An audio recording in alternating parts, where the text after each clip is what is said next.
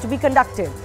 Chaos ensued as AAP councillors and MLAs raised slogans and entered the well when the 10 aldermen were being administered their oath. The Aam Aadmi Party alleges that this is wrong. Elected representatives should be given the oath first. But is that reason enough to completely reduce the proceedings to some local eatery brawl? The Aam Aadmi Party is also alleging that BJP has some conspiracy to get the nominated members to vote and thus capture MCD which they lost unethically. But where is this fear or allegation coming from? Nobody really knows. Is this just a ruse then to disrupt proceedings? Earlier, the nomination itself was questioned by the Aam Aadmi Party, and now there is a question on at least 2 of those nominations made. It is likely that they will be changed. Regardless of what the objections are, what transpired in the House today, can that be justified? The BJP claims that this is the nature of the Aam Aadmi Party of being anarchist, but importantly, they're also claiming that the Aam Aadmi Party, despite holding majority in the MCD now, is worried that their own members are not in their control and therefore worried about the mayor elections and the proceedings. Exactly who is worried and who is tampering with the procedure is one question. But the larger question we ask today, what is the action that is going to be taken on the rowdy councillors and others today? We'll take those questions to our guests in just a bit, but let me just first break down at how this entire row began last evening. So the Delhi LG nominated 10 aldermen. The AAP was quick to respond by writing to the Delhi LG. Both Kejriwal and Sisodia did so. The nominated councillors were to take oath today. Now the Aam Aadmi Party went on to call even the nomination unconstitutional. The nominated councillors and others, and after their oath and everything, the mayor and deputy mayor were to be elected today. But the Aam Aadmi Party has alleged that the Council of Ministers, which is the elected government, was not really kept in the loop as far as these nominations is concerned. And that is not the tradition in this case, even for the nomination. So they are raising a hue and cry over that. Today, that row took another ugly turn where utter chaos broke out when nominated members were administered their oath before the elected members. As I mentioned, the Aam Aadmi Party claims there is some design that nominated members will vote which is not allowed. As far as the brawl is concerned, it took politics to a new low. The Aam Aadmi Party is claiming that the BJP attacked AAP leaders. The BJP claims that it's actually the Aam Aadmi Party that began this hooliganism. We almost have a half admission from the Aam Aadmi Party today that they did indeed start the mayhem, but they say they did it to save democracy. So further, the Aam Aadmi Party claimed that BJP has stooped to a new low, while the BJP claimed that women councillors were beaten up today inside the MCD house. AAP says that BJP is not respecting the mandate, which is of course the MCD elections where the BJP lost majority. The BJP levelled in allegation that the AAP councillors or other members were actually drunk inside the house today. The AAP has also alleged that Congress has a deal with the BJP because the Congress is recusing itself from the proceedings. The BJP though has said that the Aam Aadmi members brought sharp weapons inside the house. Finally, BJP wants to capture MCD unethically is what the larger allegation of the Aam Aadmi Party is. The BJP of course is saying that this is just the anarchic face of the Aam Aadmi Party that has been exposed. They're doing this for everything. Now here is what the LG office is telling us. The Lieutenant Governor as court administrator has nominated 10 persons. This is in pursuance of the powers under the DMC Act. It goes on to say that this is a factual, legal and constitutional provision. Any attempts to deviate is politics of deceit. In fact, the LG office is naming the Aam Aadmi Party, saying they're creating confusion with blatant lies on the matter. As I said earlier, simple question, regardless of what issues you have, can anything justify the kind of hooliganism and violence we saw today in the name of the MCD mayoral elections? That's coming up.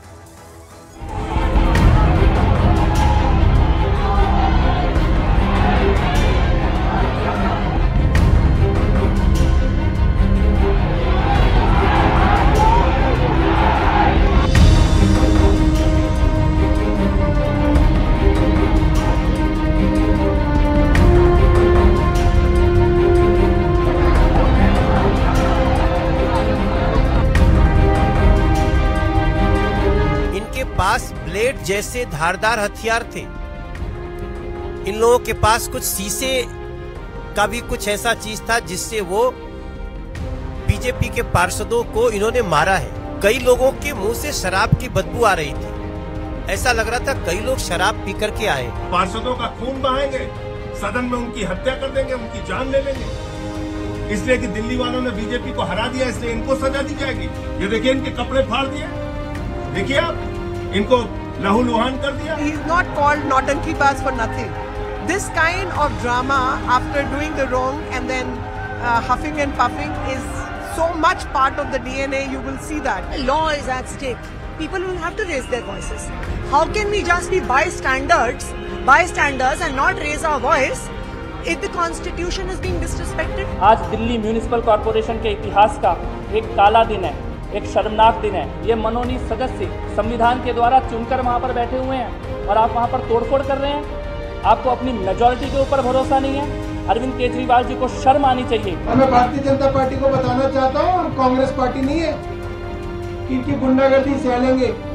हम लोग तो इंसाफ की बात कर रहे हैं। India Pakistan का match हो रहा है, पाकिस्तान के 11 के 11 प्लेयर आउट कर दिए हमने। अब पाकिस्तान कह रहे हैं 11 और खेलेंगे हमारे।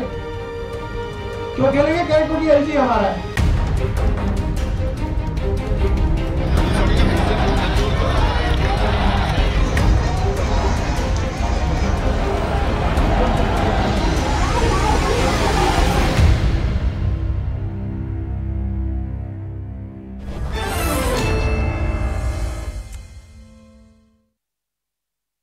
Is this what the public has voted for? Is this what the public in Delhi deserves? What is playing out? And is this a sign of things to come? Harish Khurana, spokesperson of Delhi BJP, with us. Priyanka Kakkar of the Aam Aadmi Party. We've got Harishankar Gupta, Congress spokesperson, Tushar Gupta, senior editor, Swarajya magazine, and Rashid Kidwai, author and senior journalist. I'm going across to Priyanka Kakkar first up. We have a virtual admission by Atishi from your party. When asked that you are the ones who began the mayhem in the MCD house today, the explanation is that if something wrong is happening, we cannot be innocent bystanders. But Priyanka, is this what you should do, even if you allege that something wrong is happening? Is this what it's going to come down to? Shivani, good evening to everyone. It's unfortunate that you are relying on people like, you played the bite of Kapil Mishra. You know, these are the people who were ideally supposed to be implicated for hate speeches, and as soon as the judge ordered an FIR against them, he was transferred. One thing. Secondly, you mentioned I've played 6 to 7 bites. No, 1 second, Priyanka. I've played 6 to 7 bites. Many from the BJP and many from the Aam Aadmi Party. I don't understand why you begin by pinpointing one person. How does that justify? I will come to everything, but you will have to please let me speak. I understand. Speak on the subject, no. Interject at every point, but let me speak, please.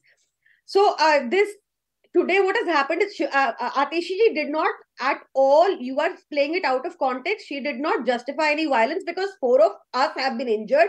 They are critically injured. They are at LNJP, and we will be taking legal action against those who did that. There's a parshad jinka pura tang toot gaya hai upar se niche tak. Perhaps you should have played that also.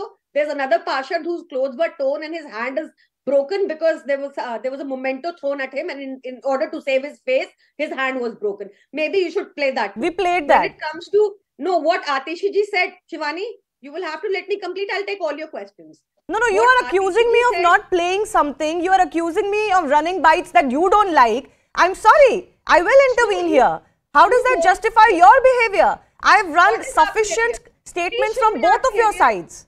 Please show me our behavior. I can show you the behavior of the BJP. Is it true or not that the Aam Aadmi Party MLAs began the ruckus by storming the well? Is it true or not?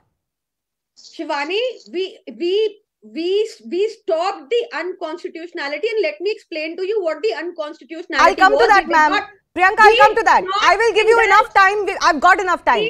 Whatever quote-unquote unconstitutionality is going on. No, my question is very specific. I will insist on that question, and I will insist on an answer to that question. 1 second, Priyanka. I don't want to speak over you, but I will give you sufficient time. I'll come to the unconstitutionality and the objections you're raising. I'm very serious about those objections. But in the name of unconstitutionality, can you reduce the proceedings to this?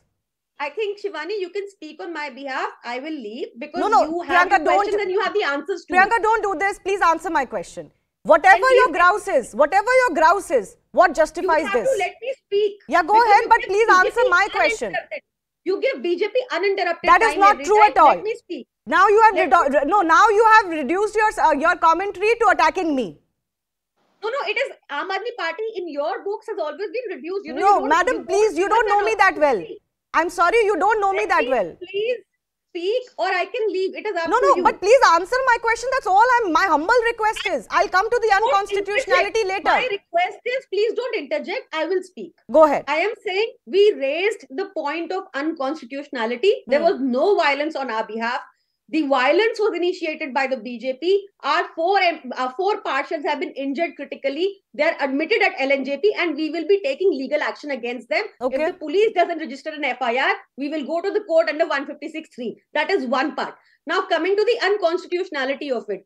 From day one, when they wanted to have the MCD election, they postponed it on one pretext or the other. Subsequently, they appoint एक हारी हुई party ने अपना pro tem speaker appoint किया जिनका काम इतना सा था that they should ensure that the mayor elections happen properly.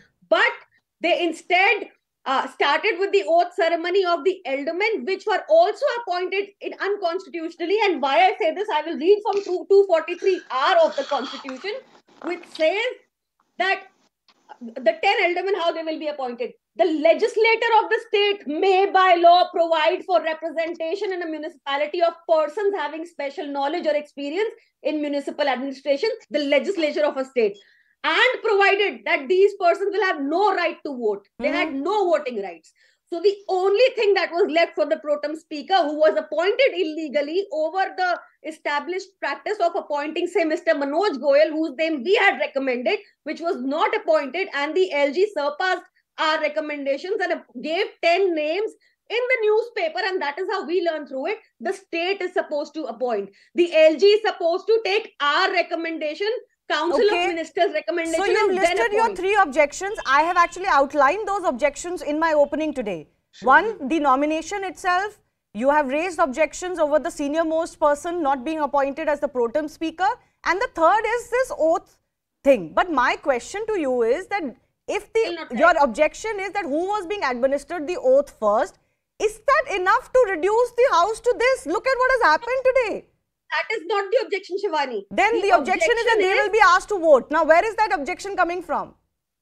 Because, Shivani, all you have to do as a pro tem speaker, ensure the appointment of the mayor, not even the deputy mayor, not even the state standing committees. You have to only appoint the mayor. For appointing the mayor, you have to take the vote of the elected members. These 10 aldermen, why were they administered vote before is to create the ruckus in the system. I don't understand. What is the connection with them, with the timing of their oath first or second, with whether they will get rights to vote? Because it is clear there is no other objective, Shivani. No, but this is your hypothetical claim.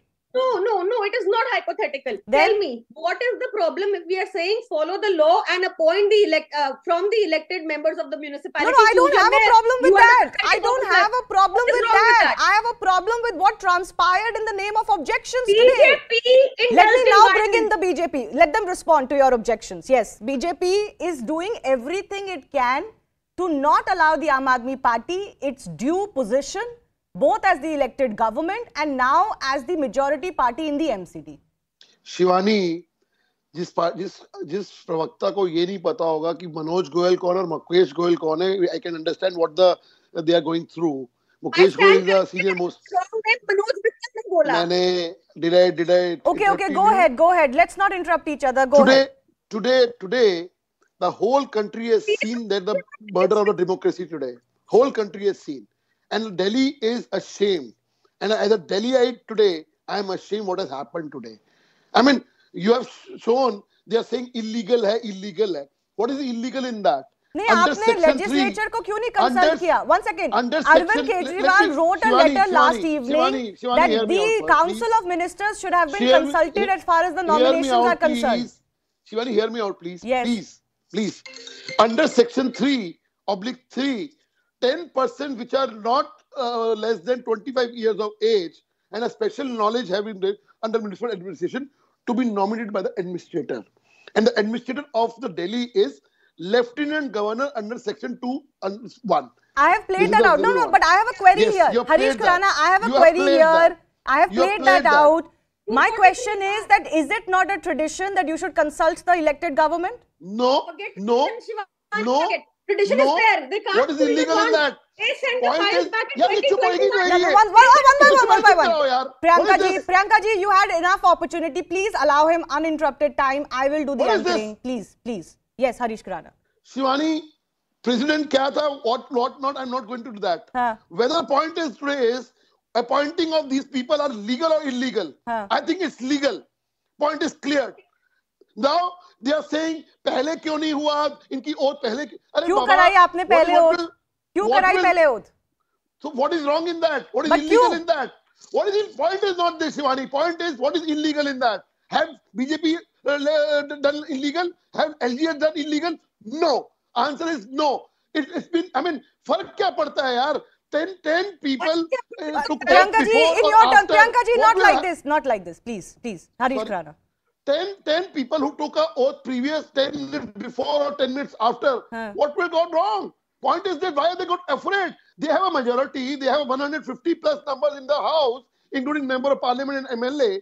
Why are you so much afraid of that? Now let me come to the moot point. Now the problem is that the allegation is that you are going to get these nominated members to vote. I am not sure where that allegation is coming from. I have not heard anybody say this. One by one, please, Priyanka ji, please. Not over me, not over our other guests. But where is this coming from? Harish Khurana, आप बताइए ये डर कहाँ से आ रहा है? अपना Shivani, under Delhi High Court versus Onika Malhotra, Hari Shankar ji sitting over here. Onika Malhotra has filed a case in High Court, and in the High Court judgment over there, the alderman got the right to vote at that time. Hari Shankar ji बैठे हुए, he knows much better. Onika Malhotra versus High Court. I'm quoting that. So High Court decision is there that alderman can have a right to vote. Then what is illegal? Point is what illegal has done. What the illegality has been done. Unconstitutional क्या हुआ ये बताइए ना मेरे को. And why are you so much afraid? Point is this, why are you so much afraid? Okay. Having a majority in the house, you are not letting the house to run. You are not housing the. This is a peculiar situation where those in majority are not letting the house run. But let Mr. Gupta come in. Mr. Gupta, one second. Priyanka ji, come on, please, not like this. I don't like doing this again and again. Hari Shankar Gupta, the Congress has also been accused by the Aam Aadmi Party that you have some deal with the BJP. देखिए ये तो सरासर बदतमीजी है इस ढंग के allegation लगाना। अगर हमने वर्कआउट किया है तो उसका मायने ये था कि ना तो हम बीजेपी को सपोर्ट कर रहे हैं ना आम आदमी को सपोर्ट कर रहे हैं। वर्कआउट करना ये हमारा फैसला इसलिए था कि जिस ढंग की वहां पर हरकत हो रही है, जिस ढंग का मजाक वहां पर डेमोक्रेसी का उड़ाया जा रहा है, हमारे लोगों को यह हिदायत थी कि आप लोग वर्कआउट करो, आप किसी के साथ में लाई नहीं करो। अगर वहां पर हम मौजूद रहते तब तो ये एलिगेशन हमारे ऊपर हो सकता था कि वहां पर बैठे हुए हमने किसी को सपोर्ट किया है। हम बीजेपी को सपोर्ट तो कर ही नहीं सकते, आम आदमी को आपने नंबर नीचे कर दिए ना, मेजॉरिटी नंबर नीचे कर दिए आपने वॉकआउट करके।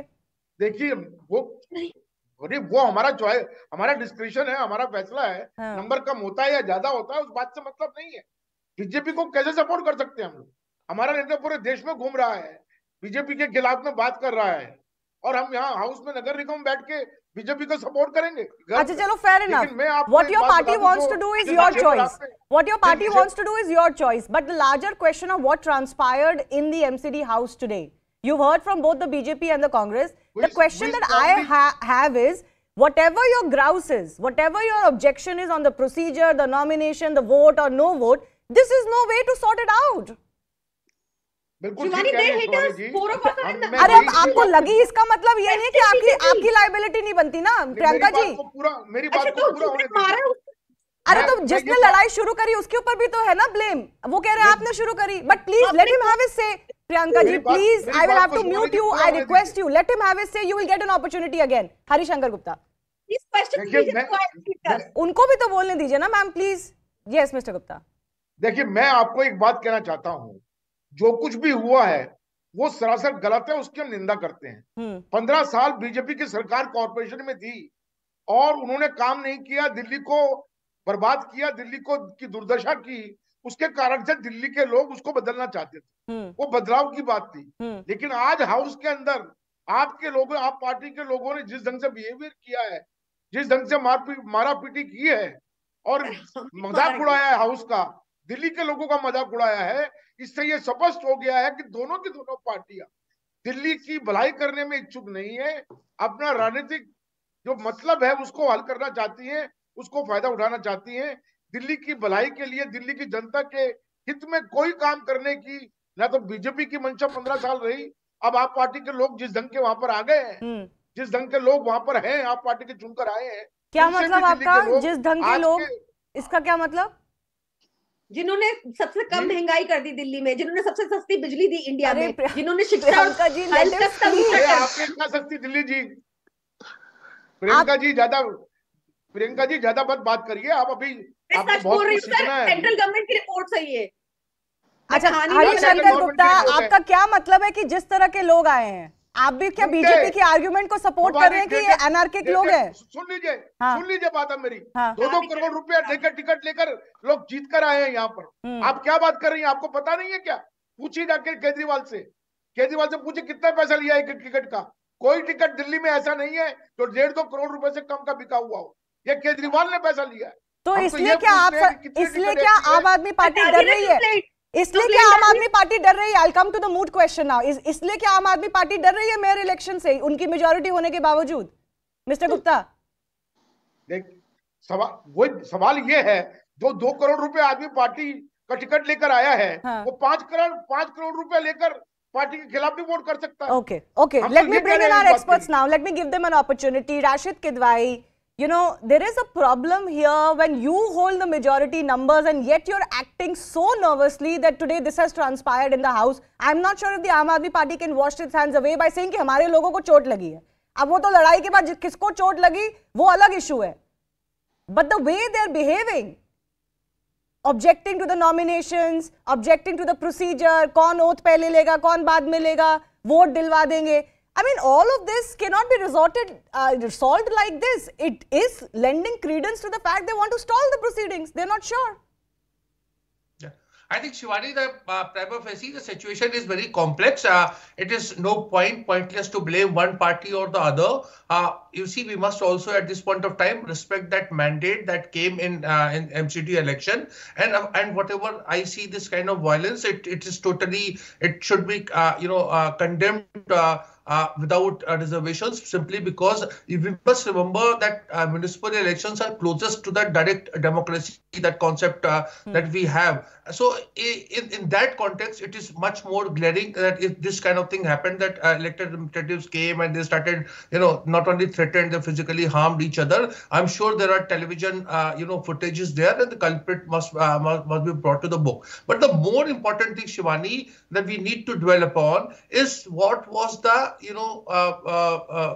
business agenda. And if the mayoral election was on the top priority, why it was not held, why aldermen were given oath. Now, this is something political parties need to come clean on that, because that seems to be the root cause of problem. But if Aam Aadmi Party has a majority, why atmosphere even if the oath was administered, what justifies this? And where is the fear coming from? The numbers are very clear for the Aam Aadmi Party. The only reason they could be afraid is if they don't believe that their own members will vote for them. No, I am saying if the list of business had a certain thing, or that agenda was not shared with the party that is in power, I think these are all, that is what I'm saying, it's a complex thing. You cannot just say that one side is right, other side is wrong. Okay.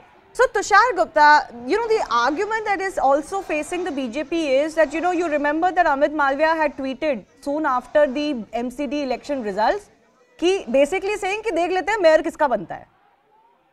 Now, that is where this whole story actually started. So, clearly the Aam Aadmi Party is worried. No, Shivani, it's deja vu altogether, because I am a resident of Chandigarh and I've seen the same thing, the very same thing play out during the Chandigarh mayor elections, where the Aam Aadmi Party was accusing the Congress of BJP of having a deal, and then it was the Aam Aadmi Party councillors who cross-voted. And even in Delhi, it's the same scenario. Look, there are 2-3 things. One, even if the oath was being administered first, the 10 nominated councillors are not going to vote in the mayor elections. It just cannot happen. So that would not have impacted Aam Aadmi Party's prospects when it came to electing a mayor. Number two, had the Aam Aadmi Party spokesperson being sitting here after the mayor election saying that the 10 nominated councillors were given priority over the mayor election, that would have made sense. But for her to sit here and crib and cry and accuse the BJP, that just doesn't add up. And number three, when will the Aam Aadmi Party learn? Since 2013, when Arvind Kejriwal first disrupted the Republic Day parade saying, "Main anarchist hu, main ye hu, main wo hu," to today, 10 years of complete protesting and activism in the name of running a government. I don't understand when will the Aam Aadmi Party learn and when will they let the Delhi residents have proper governance. Okay. Even if you are no longer an activist, you are no longer an opposition wanting to come to power, Priyanka. You are now in power both at the Delhi level and now majority party at the MCD. There needs to be better behavior exhibited from you. Shivani, let me tell you 2-3 things. I heard the gentleman before me. Now, Shivani, this is a party that we're speaking about, which of the 18 states that it is in power, 9 have been purchased through Operation Lotus. I'm not mincing any words. And the intention to give the nomination of these aldermen before the elected municipal councillors was to ensure that they could vote. The gentleman sitting here would have said that, oh, he would have lied. We could have gone to court later. It would have taken a few years, but the damage would have been done. See, sir, you see how it transpires. And as far as... One second, Mr. Khurana. As far as the governance model is concerned, sir, it is before this very LG that we had to sit for 10 days. We have the highest number of CCTVs, the least amount of inflation, the cheapest electricity, the best schools in Delhi. So it is in this government that you see the governance model that has been provided compared to any other state, sir. We are the only revenue surplus state in India at the moment. This is the RBI data. But none of that justifies this. You should be super confident about your numbers then. If you must one by one, let her finish. Thank you, Shivani. If you must question, please question the BJP that if we were objecting to an illegality and unconstitutionality, what was the need for violence? Why 4 of our Parshads are in the hospital in Gambhir situation? But if they were doing what they were doing, according to you, why would they raise mayhem and ruckus? Then they will allow the proceedings to go ahead. Obviously, ruckus to आपकी side से शुरू हुआ ना? नहीं Shivani, please, you have to please start questioning this party जो मोरबी वाले को भगा देती है. उसका इससे कोई लेना देना नहीं है. मैं सारे issues club नहीं कर सकती. Unfortunately, ऐसे debate नहीं होता. Let's give a minute to Mr. Khurana. Mr. Khurana, is it your intention? Once again, is it your intention to get the nominated members to vote when they cannot? Shivani, a simple answer. Simple answer and one-line answer. Yes. Minus these elected councillors, I mean these aldermen or not, what क्या फर्क पड़ता है? नहीं, आप इनसे vote कराना चाह रहे हैं नहीं चाह रहे, ये बताइए. Numbers game. नहीं, आप इनसे वोट कराना चाह रहे हैं नहीं चाह रहे. As far as I know, they cannot vote. Look at the answer, Shivani, let's talk practical. No. There is a no. Once again. Practicality is separate. Procedure is also equally important. Are you wanting them to vote or not? I've already told you. Anika Malhotra versus Delhi High Court verdict clearly said that aldermen can vote. Whether legality is there or not. As far as I know, the aldermen are not allowed to vote. Yes, ask Harishankar Gupta. Okay, let Mr. Gupta also come in here. He knows it. Mr. Gupta, they cannot vote? Now see their intention, Shivani. Let Mr. Gupta respond. Court कर रहे हैं high court का order को, मैं उसको deny नहीं करता, लेकिन इतने दिन कॉर्पोरेशन की प्रैक्टिस रही है कि एल्डरमैन कभी भी मेयर की इलेक्शन के लिए वोट नहीं करता. Yes. ये this has been the practice since long the incorporation of corporation. But ये जो दिल्ली हाई कोर्ट के ऑर्डर की बात कर रहे हैं वो तो आप ही के मेंबर का केस है. मैं डोंट डिनाई तो अगर हाई कोर्ट का ऑर्डर है तो फिर क्या प्रॉब्लम है? आपको भी प्रॉब्लम है इससे? Shivani, this has been the practice since from the times of incorporation with the corporation. But if that practice now comes under a new order, then what are we to do? Ignore the order. It is the law, Shivani. You cannot. I am saying, as far as I know, the research I have done, they are not allowed to vote. Shivani, yes. Point is not this. Point is what? Point is this: whether these people will vote or not. क्या फर्क पड़ेगा? Numbers तो वही हैं. नहीं, but आप क्यों करा रहे हैं उनसे वोट? नंबर तो 150 प्लस है उनके पास. क्यों घबरा रहे हैं? Why are so much hurry? I mean, why are so much frustrated? Okay, point is not this. They're frustrated because you're doing Operation Lotus. You hinted at it right after the MCD elections. The difference between Aam Aadmi Party and BJP is more than 30 votes. And if these 10 votes vote or not, again I'm quoting it, whether they vote or not, what will make a difference?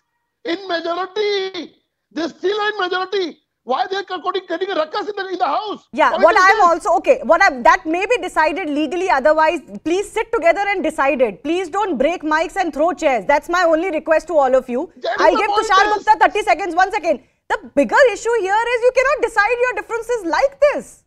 Tushar Gupta. But Shivani, you know, some disturbing visuals came out today, and one of them was of Aam Aadmi Party's Atishi Marlena laughing and, you know, encouraging the ruckus that was going on. That is my moot question, that can the government of Delhi, who's now on the MCD, also indulge in such behavior? Forget the numbers, forget who's becoming the mayor or not. That's the latter part. What is this behavior? How do they justify it? And the Aam Aadmi Party spokesperson here is sitting that there is Operation Lotus going on. The BJP is, you know, poaching our members and whatnot. Is she indirectly admitting, Shivani, on your show, on national television, that AAP councillors can be bought out by the BJP? And if that is indeed the case, the question is why? Okay, I have to leave it at that. I have to leave it at that. They can be bought out. I have to leave it at that. Let's just hope that we don't see a repeat of this and some resolution is brought into how this will go ahead, regardless of the differences between each political party. I thank our guests for joining us.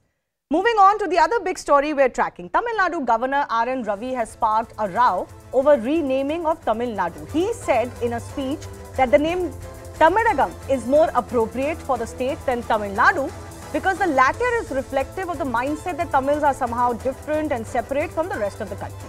On Wednesday, speaking at a function held in Raj Bhavan to facilitate the organizers and volunteers of Kashi Tamil Sangamam, Governor Ravi said, unfortunately in Tamil Nadu, there has been a regressive politics that we are Dravidians and by virtue of the constitution, we have been brought together. This can be seen as a remark that challenges the entire Dravidian politics itself. So, no surprise, the ruling DMK has criticized the governor, claiming that he should stop acting as the second state president of the BJP. First, listen in to what the governor said. One place, let us say Tamilagam is more appropriate. This land keeps the soul of Bharat, the identity of Bharat, the idea of Bharat. Because the rest of the country suffered a lot of devastation by the foreigners for a very long time.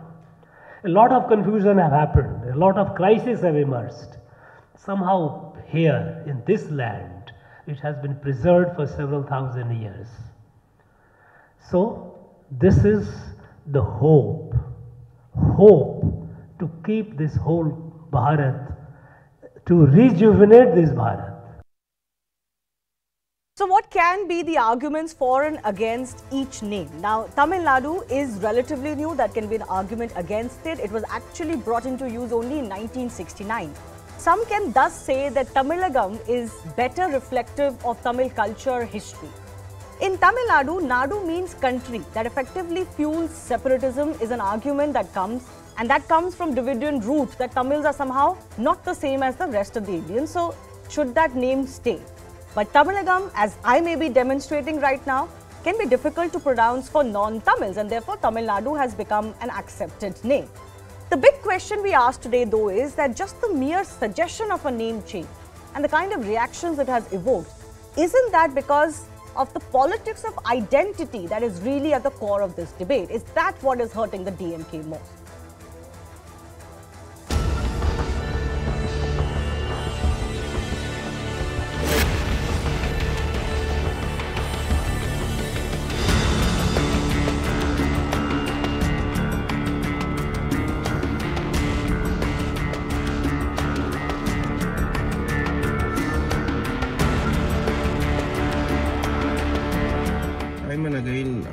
The Tamil Nadu governor has behaved as a Tamil Nadu BJP spokesperson.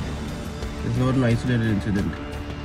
The problem with the statements he makes is that he has forgotten that India is a heterogeneous country made up of ethno-linguistically diverse people. DMK does is they want to make up the fight between Tamil Nadu and the governor, thus by making people believe that whatever their inefficient incompetence of DMK the bug has been passed on to the governor. So they want to play petty politics around this issue.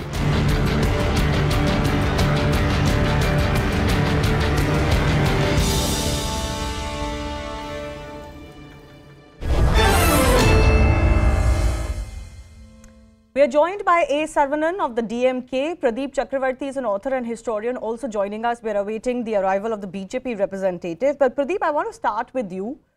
The talk that the governor gave was more intellectual, it was more academic, but there was a tinge of politics in it. He's talking about the fact that Tamil Nadu is intrinsic to the soul of India and its culture. In the past, he's talked about Sanatan Dharma and how, Sanatan Dharma needs to be, it needs to capture more of the country's imagination and, need to come back into vogue, if I may use that term, because that's the true backbone of the country. What do you make of the reactions it has evoked? That he's some sort of a BJP stooge, that this is BJP narrative. What's wrong in him at least initiating a debate even if you don't agree with him? Look, I'm very glad he has talked about how Tamil Nadu is the soul for India and all that. I'd love to see that reflected in history textbooks to start with. But I want to go back to the word Nadu because I think it's a difference between whether it should be Tamil Agam or Tamil Nadu. The word in about the first century of the millennium of first century BCE is probably when Tolkappiyam was written. Tolkappiyam is an ancient grammar work. It's one of our most important works. It very clearly says, Vadavengadam Tenkumari Aide, Tamilkorum Nallulagam. So basically, in the Tolkappiyam, which is our most important grammar book in Tamil Nadu, in Tamil language, the word Nadu or Virumbu means something desirable, something I want. So CNN Nadi Nan Vande, I came to listen to CNN, right? So this word Nadu essentially meant a place where people loved Tamil and they spoke Tamil. And by the way, today I think the death knell is not so much whether it should be Tamil Nadu or Tamil Agam. It's about most people in Tamil Nadu not being able to pronounce the letter R, which is unique to Tamil. And I think the day that we have more and more people not being able to say Tamil but say Tamil, I think Tamil is effectively on its path of dying. So you're saying that the focus should actually be on the Tamil language itself instead of what it should be called? Yeah, absolutely. Because the word Nadu, by the way, even in it means, originally it means wanting to, desirous. And then by the Chola period, by the Pandya period, Mandalam was a state and Nadu was actually what we call a taluk today. So all our inscriptions that refer to a Nadu, they actually refer to a taluk. Okay. So I don't think the debate should be whether we should change it from Tamil Nadu or Tamil Agam. I think it should clearly be Tamil Nadu because Nadu has been a word that denotes a geographical entity. And actually Tamil Nadu should be from Vadavengadam, which is Tirupati all the way to Kanyakumari. And note that Tolkappiyam includes Kerala. Kerala had no separate identity at that point of time. Okay, so but let's not get into that. Tamil Nadu, and I think it should be Nadu because Nadu is a geographical entity today as well. Agam, by the way, has a very different connotation in Tamil. It means the inner heart. So if you look at Sangam poetry, for example, you have Agam and Purananuru. It's more the individual internal heart. So Aham may not be the best word for us to use. And I think stepping aside, we should really stop worrying about whether it should be Nadu or Aham because the more adults get into problems like this, children are going to be turned away from their love of expressing and reading and being curious about Tamil. So I think the focus should be on getting children to love the language, the literature of what I think is the world's, I take what you said about the fact that most people in Tamil Nadu itself cannot pronounce these words correctly. I thought I was going to be, of course, one of those people today, but I have my own limitations as not being a Tamil speaking person. But A. Saravanan is joining us. I want to focus on the politics of this. Sarvananji, I don't have a problem if you disagree with what the governor is saying. And of course, you have the right to disagree. But why slander him? That's my curious question to you. Engage in a debate with him like Pradeep is doing. Make the arguments for and against. But what kind of attitude is this that you do this from BJP headquarters, you don't do this from Raj Bhavan? What kind of culture is that? Because he is acting as a stooge of the RSS. He is peddling an agenda which suits the RSS, which does not behove the constitutional post of the governor. But sir, why don't you respond to his thought or his statement? Why slander the person? Everything in life cannot be decided by this is pro-BJP or anti-BJP, no? Because it is ridiculous. What is he talking does not make any sense at all. See, India is a constitutional democracy. We subscribe. India is in existence because of the constitution. He forgets that. He says that. He goes to say that that Tamils think that India is in existence only because of the constitution, not otherwise. They have oversensed pride of Dravidian movement. They call themselves Dravidians. Well, what is this? Who is he to speak about all this? Why not? Who does he have to be? What is your problem with him speaking? I don't like this culture. I'll tell you, that you can't talk about it. Why not? Because that is why I told you, any rookie lawyer, they are teaching in 6th standard that in India, the constitution is supreme. When you are talking something which is against the constitution, we will ridicule him. No, but he is not really speaking against the constitution. He is not speaking against Tamils or the state of Tamil Nadu. Once again, Mr. Saravanan, Give me 10 seconds. Give me 10 seconds. See, we have a person who is an ex-IPS officer, who is holding the highest constitutional office in the state and does not know the constitution, acts in violation. But what has he said which is against the constitution? In fact, you are, once again, okay, you've made your point. Mr. Saravanan, you are lending credence to what the governor has said. One second. I think the governor's larger import indeed was that Dravidian politics tries to keep Tamils separate from the national Indian identity. He has said that there has been regressive politics in the state, Dravidian politics, a narrative that we are not part of the nation, that we are belonging to India only because there is a constitution that came into being in 1947 और उससे पहले हमारा कोई रिश्ता ही नहीं था. Tamil Nadu, he says, goes on to say, indeed holds the soul and identity of Bharat, and he has objected, of course, to the narrative, the whole Aryan divide and Dravidian divide, etc. Don't want to get into that. But you are lending credence, Mr. Saravanan, when you quote the constitution in this debate, that you find yourself part of India only because of the constitution. Now, is that not wrong? Are you saying that Tamil Nadu's culture and Indian culture and history has no relationship otherwise? See, all of us are different. What the governor says is, we have to be one. We can be united, but we cannot be uniform.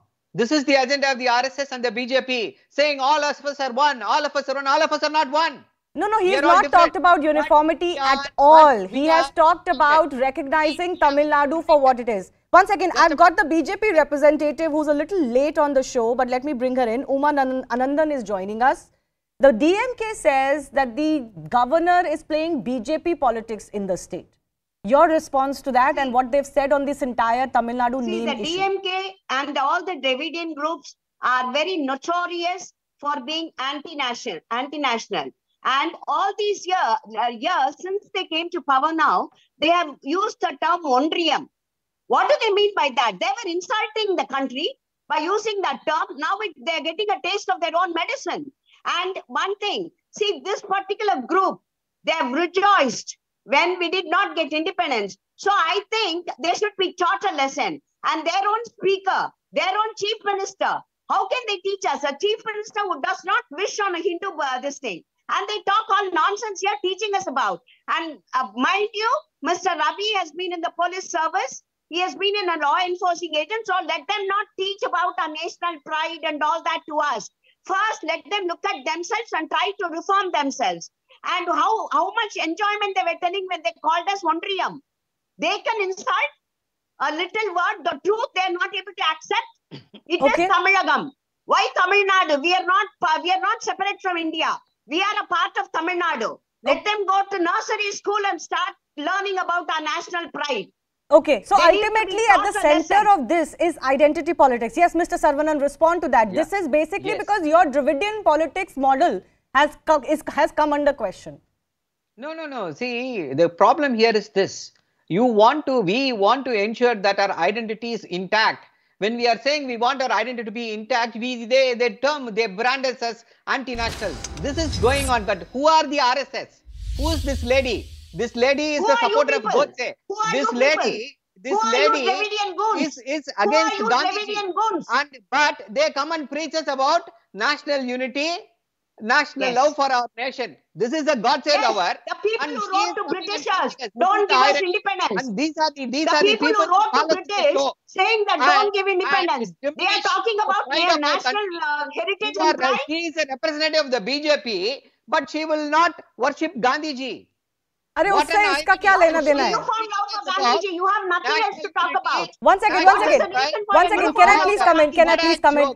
Mr. Saravanan, please don't bring in all other aspects into this. I am not questioning your opposition to the BJP. No, one second. I'm sorry, Mr. Saravanan. Saying don't give us independence. One second, one by one, please. Mr. Saravanan, I don't think you do credence to your argument by saying so-and-so doesn't have a right, so-and-so doesn't have a right. All of us have equal rights to talk about issues.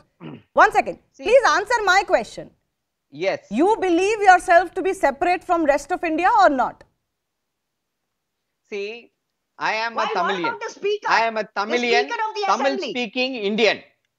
Tamilian is my identity. So, isme itna bada bawal. One second. So, why did you get so enraged? Why did you get so enraged when the governor suggested Tamilgam instead of Tamil Nadu? He is not suggested naming after some other state or language, no? Why have you become so enraged? Because the constitution, that is why I said why the governor requires such a treatment, because the constitution says Tamil Nadu. These are the people who burned the constitution. Who is this chap? Who is this guy to go against the constitution? When He's the constitution says Tamil Nadu, who is he to introduce some just other name? triggered a debate. In the spirit of a good debate, have a debate. Don't attack the person. Attack the idea, not the individual. Let me give us one second. No, you've had your say. I've got 30 seconds left. Uma Nandan. The other issue also is that is the governor's office being used to promote a certain kind of political ideology? That may be a fair question to ask. Mr. Nandan, please respond quickly. I can't hear anyway. See, these are the same people who burnt the constitution. So what? How can they talk about the constitution? And the same people who wrote to British to say, don't give independence. What national pride have they got? And the speaker who talks about praising, is he being fair? Is the chief minister being fair? So let them not talk about being fairness or decency or anything. When you propose why is this issue becoming such a bitter political fight is actually the biggest issue here. Please answer this. Let's just discuss and debate, and it's okay in the spirit of discussion and debate. Let's not attack individuals for floating an idea. That's not great politics. But is it because the identity politics of the Dravidian parties is coming under question that the governor is attacking, and he's free to do so. But anyways, I have to leave it at that. I've run out of time. I do thank all of our guests for joining us. Have to slip into a very short break. On the other side, some of the day's biggest stories.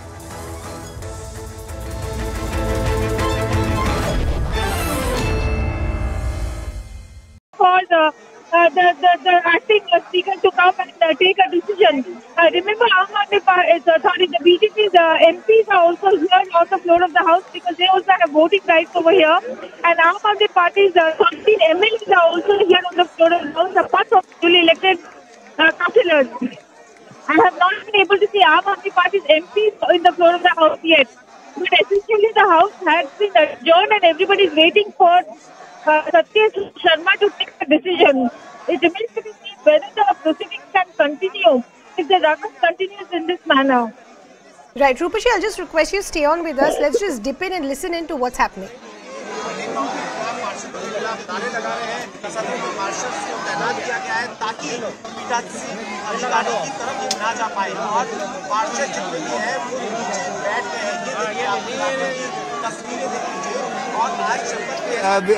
हंगामा सदन के भीतर जारी है.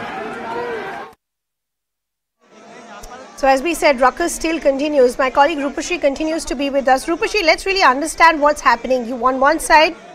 Okay, Rupashi, I'll just request you to stay on with us. I just want to take in a quick reaction from the BJP. RP Singh also now joining us on the broadcast. So good to have you on the broadcast with us. The Aam Aadmi Party is accusing the LG of skewing civil body ahead of the mayor election. How do you see the comments that are coming in from the Aam Aadmi Party and the ruckus that is following as well?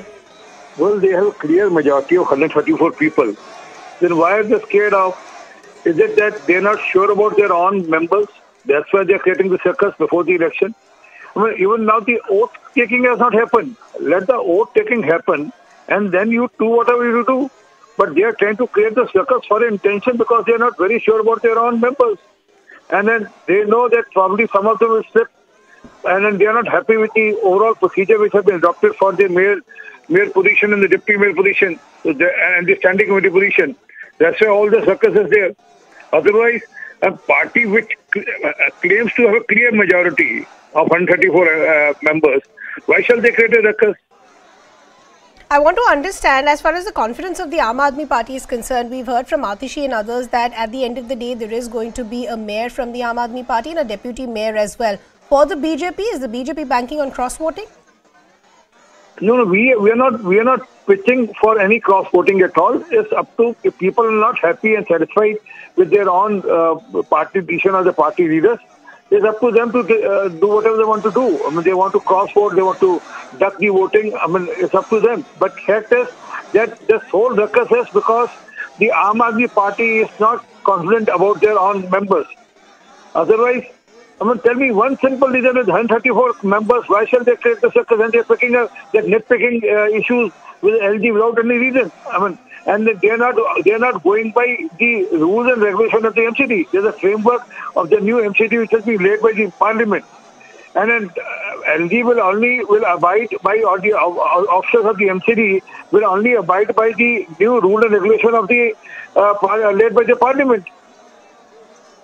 Right. But I'm also looking at some of the comments that have been made by the Aam Aadmi Party. We do know that you had the Delhi Chief Minister Arvind Kejriwal, who in fact had written to the LG, and he had said that this entire nomination is over the unconstitutional manner in which the aldermen were nominated to the MCD. He is saying this is a complete departure from what the usual practices and protocols are. These aldermen are not voters of this house mayor election. They are people appointed by the LG, and as per the new regulation, let them go refer to the new regulation of the passed by the Parliament. They had to be appointed by the LG only. Even the commissioner, the authority, the officials of the MCD will be appointed by the LG only. This is as per the law. And then they went into election reading all that. I mean, after going through all that, but now they are creating ruckus. Because, and then if they are saying that these 10 people will affect the voting, they are spreading lie. I mean, it's a totally untruth. Fact is that these 10 people have no role to play in the mayoral election. No, Mr. Singh, the point that is being made by Arvind Kejriwal is, and I'm quoting exactly what he's gone on to say, he said that traditionally all files pertaining to nominations under Section 3BI are routed through the Urban Development Department, which is the nodal department as far as the Municipal Corporation is concerned. But this time around by the LG, this practice was not followed. This is the old law when there were three municipal corporations. As per the new law, LG is authorized to appoint 10 people as aldermen. But again, how do those 10 people affect the mayor election? I mean, they don't have a voting right.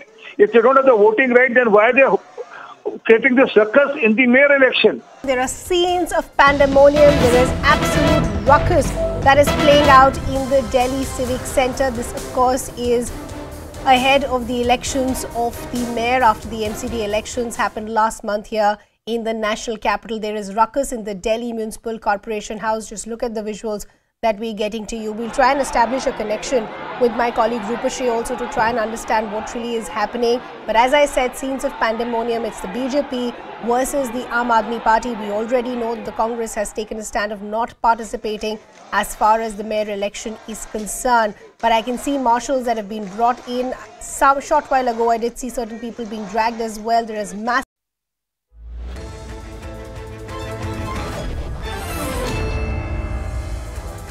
Thanks a lot for staying with us. A quick check of some top stories. The shocking incident of a man urinating on an elderly woman during a New York-Delhi Air India flight in November last year is seeing some action. Shankar Mishra, the accused, has been fired by his employer Wells Fargo. The DGCA has also issued an advisory to the head of operations of all scheduled airlines with regard to handling unruly passengers on board and respective responsibilities as per regulations. In the Delhi hit-and-drag horror, after arresting the 6th accused Ashutosh, the 7th accused Ankush has also been taken into custody by the Delhi police. The police say that these two allegedly tampered with crucial evidence to protect the original 5 accused in the car. Union Home Minister made a statement that created a row that Ram Mandir will be open on Jan 1 next year. Shah made the statement while addressing a public rally in Tripura's Sabroom district. The Congress hit out at Shah and the BJP, calling Ram Temple an election tool before the Lok Sabha polls. The Congress further added that this trend will continue beyond 2024. Cold wave conditions persist in Delhi NCR, but dense fog has reduced. Western disturbance is expected from 7th to 11th January. Minimum temperature is also expected to rise. It is important to note that Delhi has been colder than several hill stations so far as dense fog continues to engulf the region. With landslides continuing in Uttarakhand's Joshimath, the administration has now begun relief and rescue operations. People whose houses have developed cracks due to landslides were shifted to night shelters. The affected people said that the government has assured them prefabricated houses, but they're worried about the allotment of these houses. मूल निवासी हैं यही छावनी बाजार में, हम सब लोगों का वहाँ पे अपना मकान है। तो यहाँ पे व्यवस्था गवर्नमेंट की कोई इतनी ऊंची नहीं है कि जिस व्यवस्था हम रह सकें। ने छोटे बच्चे लेके आ रहे हैं हम ठंड में ऐसे, वैसे भी दूध पीने वाली बच्ची है मेरी, आनी पल घर ही पे छोड़ दिया मैंने। मेरे मकान टूटने वाली है, बर्फ भी रहेगा तो वो एकदम ऐसे हो रखे दरारों से, बड़ी मुश्किल पर रह रहे हम वहाँ। छोटे छोटे कुछ पीछे सो रहे के मेरे बच्चे। After a lady sub-inspector in Bhubaneswar was allegedly chased, verbally abused and threatened with murder by a group of armed miscreants, 3 of them have now been nabbed. These criminals allegedly tried to stop her and hurled abuses at her in obscene language. The Bhubaneswar police has said that strict action will be taken against them. In an attempt to minimize the vehicular fuel consumption in the city, authorities in Surat are now setting the ball rolling for electronic vehicles. The Regional Transport Office in Surat held a program that aims to transform Surat into the country's first electric vehicle city. Nationwide protests of the Jain community are now subsiding. With multiple protests across the country, the centre has decided to stop all tourist activity at the Holy Jain Shrine in Jharkhand. This comes after the Union Environment Ministry sent an office memorandum to the state in this regard, following directions from the Prime Minister. Thousands of children are being admitted to hospitals in Kabul with pneumonia and other respiratory diseases caused by the cold and malnutrition. As an economic crisis bites, families are struggling to spend their shrinking income on heating. According to doctors and aid workers, the crisis is likely to get worse. Turkey's Orthodox community gathered in Istanbul's various neighborhoods to mark Epiphany. This is a Christian belief and feast day that celebrates the revelation of God incarnate as Jesus Christ, with believers retrieving cross out of the sea. Swimmers jumped into the Bosphorus calm waters to retrieve a cross for their religious leader.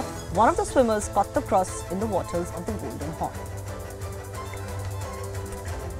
And we leave you with images of towering ice sculptures and fireworks, which will return as China kicked off its annual ice festival in Harbin this week.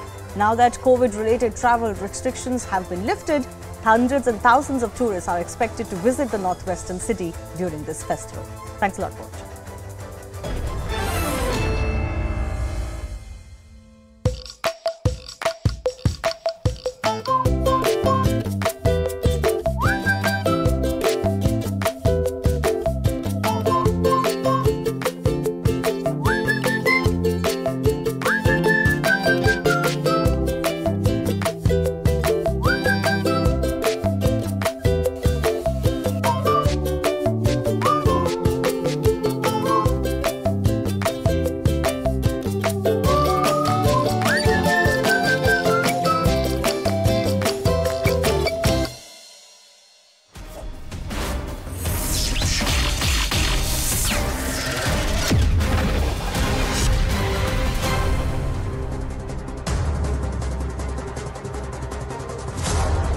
Jai Hind and welcome to this edition of The Right Stand.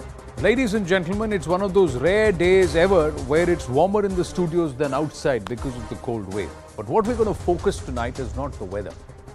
The question and the focus tonight is whether there are elements and people who could have saved a young 23-year-old's life on the very first day of 2023, but they gave their own priorities, their self-preservation, and perhaps somewhere the element of apathy more prominence than the responsibility, duty of saving the life of a human being. What we'll endeavor to do on this edition of The Right Stand, and especially in the first half, is to try and examine this entire saga and case from multiple vantage points.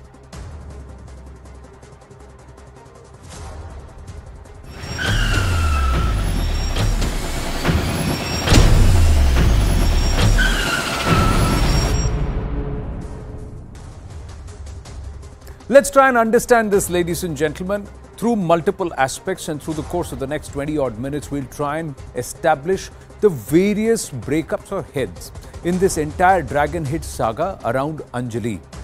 Now, let's first look at the various perspectives. Who are the people, elements, or the multiple vantage points? The first aspect or the first point is, of course, Anjali herself, who was dragged to her death and brutally, a 23-year-old dragged over 12 kilometers. Only about 1/3 of her body was left after what had happened. Then, of course, the friend who was riding pillion, who started riding the bike at the hotel, but then was seen riding pillion, and who's the eyewitness who could have helped save Anjali's life but didn't. So what is her perspective? What is her role? And can we trust everything that she says? Then, of course, are the 5 accused in the car and the 2 others who then come to the fore. Now, among all of them, how many of them should be trusted, and did they deliberately try and change the evidence? Did they put their own self-preservation over the rescuing or saving of a human life? And if their motive was not to save a life, what does that tantamount to? If they knew they were dragging a human body or a human being under the chassis of their car, does that not tantamount to murder? These are questions that remain. The cops, had they acted like they should have on New Year's Day or any other day, could this life have been saved? Had they responded to calls earlier, could life have been saved? And what are the cops saying? Had they not gotten into the investigation like they have, would all these aspects have unraveled? Questions. And of course, last but not the least, is the mystery man who surfaced today. Today, day 6 after the entire incident, this person has surfaced. 7 p.m. in the evening, he's seen with the 2 girls. Who's this person? Have the cops identified? Let's try and understand this entire saga from all these perspectives, ladies and gentlemen. From all of these perspectives. First up, let's start with Anjali, the 23-year-old. What do we know? What do we know about the 23-year-old? We know the post-mortem report. The post-mortem report says 40 external injuries have been found. The forensic report says Anjali was stuck in the left tire of the Baleno. Also, what the post-mortem report says is that the death is due to shock and hemorrhage, whereas blood stains behind the left tire of the car.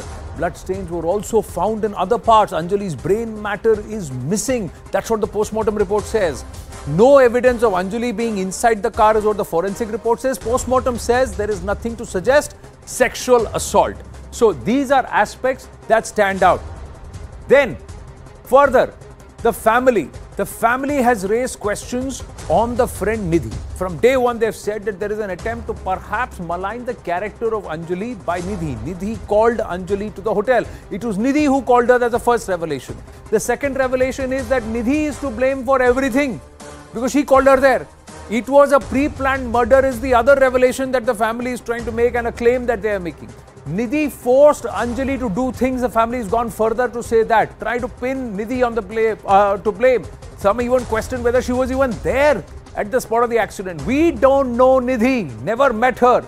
Another revelation is Nidhi's allegations are baseless, and of course Anjali never came home drunk. So the claim that wo puri tarah nashe mein thi, their family is questioned that, and action must be taken against Nidhi too, because if she was there, why didn't she work to save her life?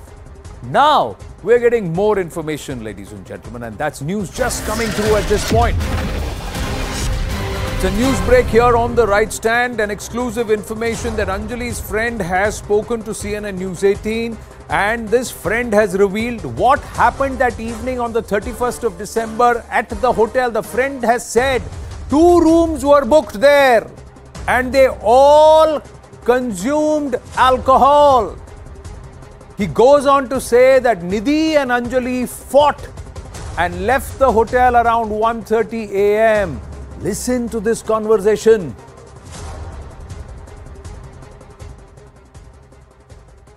आपसे जानना चाहेंगे कि 31 दिसंबर को क्या हुआ था?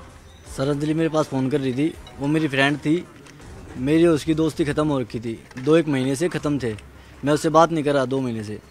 तो वो 31 तारीख को मेरे पास फ़ोन पे फ़ोन कर रही थी, मैं नहीं जा रहा था, हम पार्टी कर रहे थे। तो एक लड़का भेजती है वो, मैं 11:30 बजे जाता हूँ होटल में, मैं 11:30 बजे जाता हूँ, वहाँ पार्टी चल रही होती है, ये पीले खा रहे होते हैं, ठीक है सर। यहाँ पे मैं थोड़ी देर बैठता हूँ, थोड़ी देर बैठने के बाद हम चले जाते हैं। इनकी आपस में लड़ाई होने लग जाती है निधि की और अंजलि की, पैसों के पीछे। निधि कहती है मेरे पैसे दे, जो मेरे पैसे लेने हैं मेरे पैसे दे। अंजलि अपनी चाबी मांग रही होती है, इनकी आपस में हाथापाई होती है।